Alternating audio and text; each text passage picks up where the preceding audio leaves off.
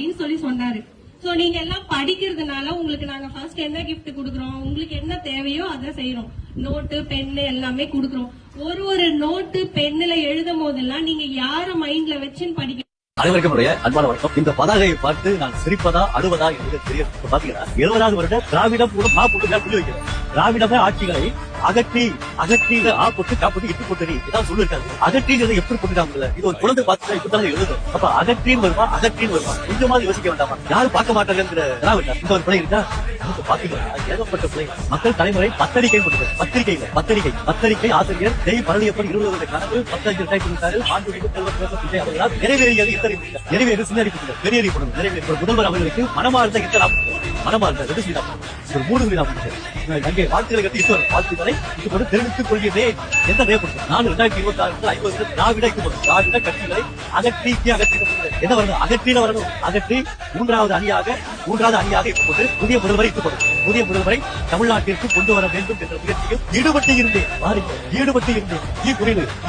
எது வரணும்? ஈடுபட்டு இருந்தேன். இந்த வகையில் பல பிரபலமான நல்ல மனிதர்கள், பல நல்ல அரசியல்வாதிகள் சந்தித்து முயற்சித்தேன். எந்த ஈடுபட்டது? பெரிய ஈடுபடும். ஏன்னா இப்படி பிள்ளைகளோட எப்படி கொண்டு முடியும்? 2013 வைகோ அவர்களை சந்தித்து பேசினேன். தேவைப்படும் போது அழைக்கிறேன் என்று கூறினார். எந்த கூறினார் தெரியும்? பெரிய கூறினார். 2013 முதல்வர் விஜய் தந்தையார் சந்திரசேகர் அவர்களை சந்தித்தேன்.